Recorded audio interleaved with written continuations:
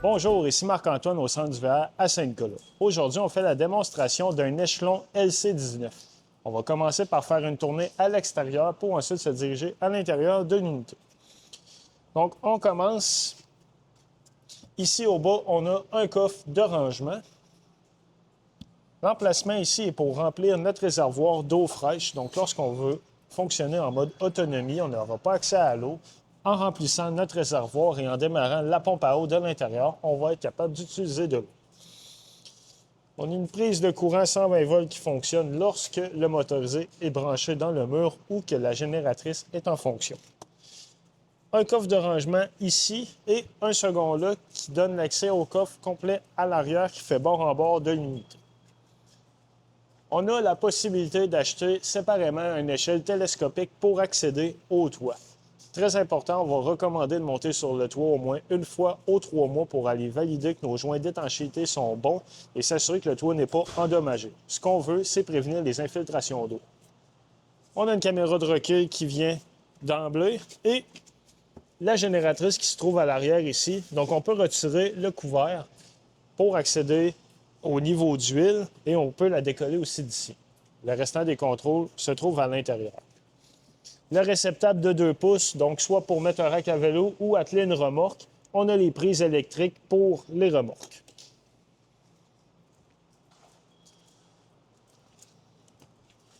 Le coffre qui fait bord en bord, on a de l'éclairage dans celui-ci qu'on peut allumer à partir de l'intérieur. Pour le réservoir de propane, on a un indicateur de niveau sur lui ainsi que la valve pour ouvrir et fermer les gaz. Le véhicule fonctionne à l'essence ordinaire. Ici, c'est notre prise 120 volts 30 ampères pour connecter le motorisé. Et au-dessus, une prise coaxiale pour la télévision. Le tank flush, en fait, ça va servir à rincer notre réservoir d'eau noire, donc le réservoir de la toilette. Quand on commence à avoir des mauvaises odeurs qui s'accumulent, on va connecter l'eau ici, on va ouvrir l'eau et à l'aide de jet, ça va faire un rinçage à l'intérieur. Très important, on ne doit pas oublier l'eau ici parce que ça va monter dans le réservoir d'eau noire au point de déborder par la toilette à l'intérieur. En dessous, c'est notre City Water Connection. Donc, c'est l'emplacement pour venir connecter l'eau de la ville ou du camping. La sortie de la fournaise qui fonctionne au propane. Et ici, on a un chauffe-eau qui est de type instantané. Donc, on n'a plus de réservoir à l'intérieur. Lui va chauffer l'eau à la demande. On a un interrupteur qu'on doit s'assurer qu'il est bien à on ici. Et par la suite, le contrôleur se trouve dans le motorisé. Pour ce qui est le système de vidange des eaux, lorsqu'on va effectuer la vidange, on vient connecter notre tuyau ici. On va toujours commencer par ouvrir la valve noire en premier, qui est l'eau de la toilette. Quand c'est vide, on va ouvrir la valve grise, qui est l'eau des éviers et de la douche. Ça va effectuer un rinçage et un nettoyage. Par la suite, on referme nos valves et on remet notre capuchon.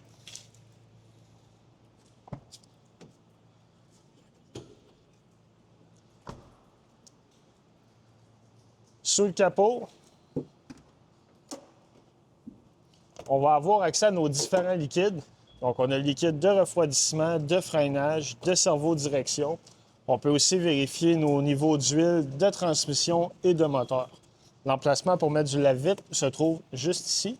Et la batterie qu'on voit là, c'est la batterie qui va servir à faire démarrer le moteur. Maintenant, on va se diriger à l'intérieur.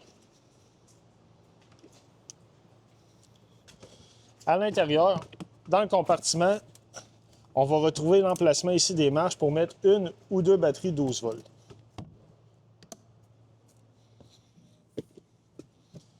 Sur le côté gauche, on va avoir ici notre coupe-circuit principal.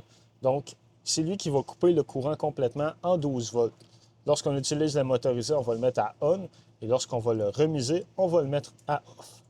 En bas ici, AGS, c'est un timer qu'on peut programmer avec la génératrice pour la faire décoller à des heures voulues. Les interrupteurs ici pour l'ouverture et la fermeture de l'auvent, son éclairage, l'éclairage des marches d'entrée et des compartiments de rangement qui se trouvent à l'extérieur. On a ces interrupteurs pour l'éclairage ainsi qu'une prise 120 volts. Sur le panneau de contrôle, ici, on va avoir nos différents niveaux, donc les niveaux de propane, de la batterie, réservoir d'eau fraîche, eau noire et eau grise. C'est là qu'on peut décoller la génératrice. La manière de procéder, on va maintenir le bouton stop quelques secondes et par la suite start pour le décoller. Ce qu'on voit là, c'est le compteur d'heure de la génératrice. On a l'interrupteur pour décoller la pompe à eau. Donc lorsqu'on utilise, on est en mode autonomie, on n'a pas accès à l'eau. En décollant la pompe, notre réservoir plein, on va avoir de l'eau.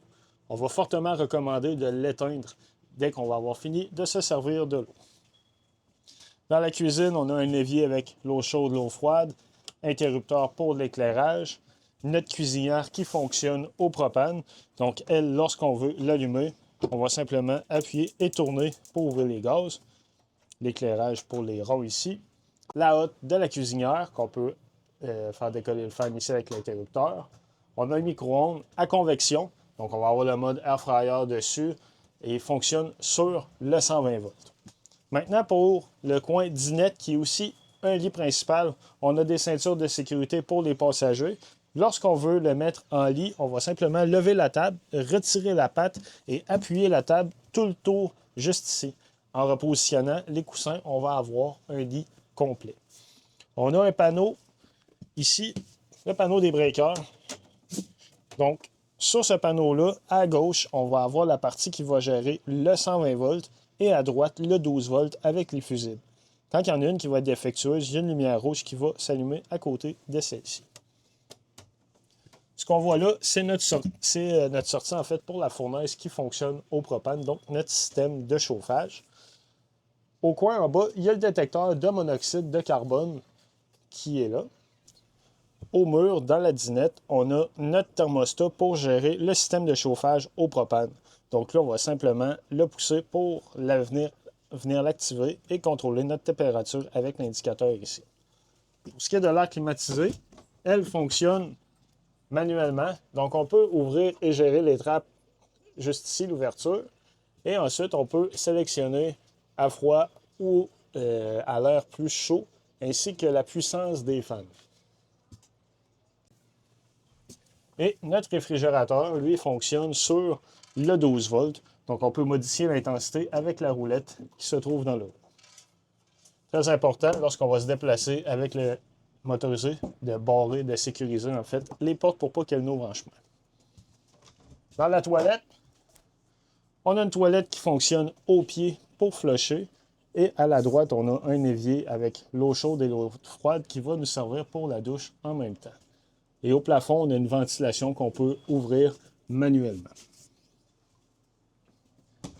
Le contrôle qu'on voit ici, c'est le contrôle du chauffe-eau qui est de type instantané. Donc lui, lorsqu'on veut le mettre en fonction, on va le mettre à on et la température qu'on voit va servir à choisir la température de sortie de l'eau chaude.